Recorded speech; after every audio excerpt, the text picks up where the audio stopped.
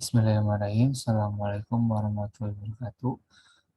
Perkenalkan nama saya Alfian Susanto. Saya dengan NIP 23/2029.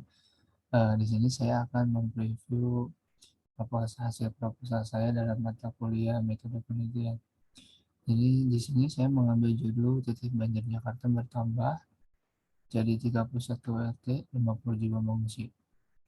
Di sini terdapat latar belakang yaitu Provinsi DKI Jakarta merupakan ibu kota Republik Indonesia yang memiliki permasalahan kebencanaan yang kompleks dengan luas kurang lebih 661,52 km persegi 40% atau 24.000 hektar merupakan dataran rendah dengan ketinggian rata-rata di bawah permukaan air laut. DKI Jakarta juga merupakan pertemuan sungai dari bagian selatan dengan kemiringan dan curah hujan tinggi. Terdapat 13 sungai yang melewati dan bermuara ke Teluk Jakarta. Secara alamiah, kondisi ini memungkinkan wilayah DKI Jakarta memiliki kerawanan yang tinggi terhadap banjir. Kutipan Saputra tahun 2021. Beberapa wilayah DKI Jakarta, terutama daerah Jakarta Barat, Jakarta Timur, dan Jakarta Selatan, pada musim penghujan menjadi wilayah banjir. Dari catatan sejarah kejadian banjir, banjir pernah terjadi pada tanggal 04 Oktober 2022. Banjir ini merata ke 3 daerah Jakarta tersebut. Di daerah Jakarta Barat terdapat satu kelurahan yang terkena dampak banjir yaitu Kelurahan Sukabumi Selatan. Di Jakarta Timur terdapat 3 kelurahan yaitu Kelurahan Cipinang Bayu, Kelurahan Kebonpala, dan Kelurahan Tengah. Setelah itu di daerah Jakarta Selatan terdapat 4 kelurahan yaitu Kelurahan Pelamampang, Kelurahan Bangka, Kelurahan Cilandak Timur, dan Kelurahan Pejaten Barat.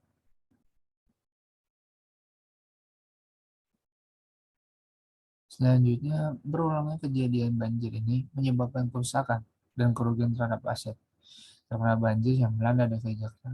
Selain ancaman bencana banjir, DKI Jakarta juga memiliki ancaman bencana berupa cuaca ekstrim, gelombang ekstrim, gempa bumi, tanah longsor, maupun ancaman bencana non-alam dan sosial seperti konflik sosial, kegagalan teknologi, epidemi, dan wabah penyakit, kebakaran gedung, dan pemukiman. Risiko bencana di Jakarta dipengaruhi oleh ancaman bencana, kerentanan kapasitas dalam menghadapi ancaman yang ada. Curah curah hujan tinggi dalam waktu yang pendek meningkatkan tingkat bahaya banjir akibat topografi wilayah. Daya dukung lingkungan yang semakin menurun maupun kerentanan kapasitas warga dalam menghadapi ancaman bencana.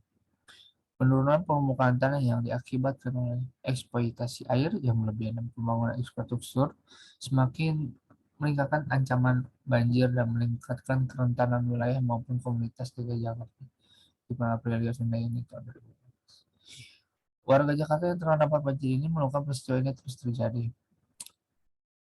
Kembali kepada kesadaran warga tidak menjaga kelestarian alam sehingga banjir terjadi kembali dan merugikan manusia. Jakarta memiliki curah yang tinggi yang berkisar antara 100 hingga 500 mm per tahun sehingga banjir mudah terjadi selama musim hujan. Terdapat 13 sungai yang tersebar di wilayah Jakarta yang kondisi kurang baik dan tidak dikelola dengan baik sehingga menyebabkan banjir. Bencana banjir ini merupakan kejadian alam yang dapat terjadi setiap saat dan sering mengakibatkan hilangnya nyawa serta harta benda. Kerugian akibat banjir dapat berupa kerusakan pada bangunan, kehilangan barang-barang berharga, hingga kerugian yang mengakibatkan tidak dapat pergi bekerja dan juga banjir tidak dapat dicegah dan bisa dikontrol dan mengurangi dampak kerugian yang ditimbulkannya.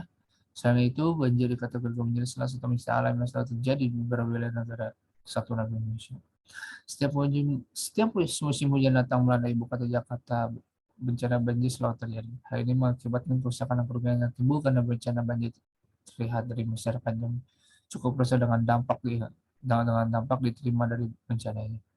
Intensitas curah hujan yang berlebih dan permukaan tanah yang lebih rendah dibandingkan tinggi muka air laut menjadi salah satu faktor alam mempengaruhi terjadi bencana banjir. Sudah sewajarnya ini menjadikan bencana banjir sebagai isu nasional harus ditanggulangi. Selanjutnya di sini terdapat permasalahan masalah yaitu yang pertama bagaimana persebaran area berpotensi banjir di Jakarta. Selanjutnya bagaimana identifikasi fungsi area yang terdapat banjir pada Jakarta. Selanjutnya yang terakhir faktor apa sih yang menjadi perhatian kasus banjir di kota Jakarta ini. Selanjutnya terdapat tujuan penelitian di sini yang pertama itu memetakan sebaran area berpotensi banjir. dan mengidentifikasi fungsi area yang terdampak banjir. Selanjutnya di sini ada manfaat penelitian. Adapun manfaat pada penelitian ini yang merupakan salah satu mitigasi bencana banjir yang memberikan informasi mengenai potensi area yang terdampak banjir khususnya di area Jakarta Barat, Timur, dan Selatan. Selanjutnya sih terdapat metodologi penelitiannya, yaitu yang pertama dia mulai, setelah itu kita studi literatur, setelah studi literatur pengumpulan data terdapat dua teknik pengumpulan data, yaitu dengan data sekunder dan peta curah hujan. Setelah itu di pengolahan data, klasifikasi data, peta persebaran daerah bencana, dan selesai. Selanjutnya batasan masalah. Yang pertama itu penelitiannya berada di kota Jakarta, terutama di Jakarta Timur, Jakarta Barat, Jakarta Selatan. Yang kedua, pembuatan peta persebaran titik banjir menggunakan data sekunder, dan yang terakhir, wilayah yang menjadi potensi persebaran titik banjir adalah wilayah pembukitan atau perumahan. Selanjutnya terdapat sistematika penulisan laporan. Itu yang pertama, bab satu pendahuluan. Bab pertama yaitu menjelaskan mengenai latar belakang, rumusan masalah, batasan masalah, tujuan, dan manfaat. Selanjutnya bab 2 dasar teori, bab 2 terdapat acuan yang menjadi dasar mengenai potensi daerah dan metode yang digunakan. Bab 3 yaitu metode penelitian, bab 3 menjelaskan mengenai cara apa saja yang akan dilakukan dalam ini, digambarkan dalam diagram alir penelitian yang telah disusun. Bab 4 analisis, bab ini berisi tentang hasil yang diperoleh dari perhitungan dan analisis yang dilakukan. Dan yang terakhir, bab 5 kesimpulan, bab terakhir berisikan kesimpulan yang berada dari keseluruhan hasil analisis pembahasan topik dan saran. Dan yang terakhir terdapat daftar pustaka yang menjadi acuan dalam isi proposal saya. Sekian review atau pemaparan dari proposal saya. Kurang lebihnya mohon maaf. Wabillahi taufiq wal hidayah. Wassalamualaikum warahmatullahi wabarakatuh.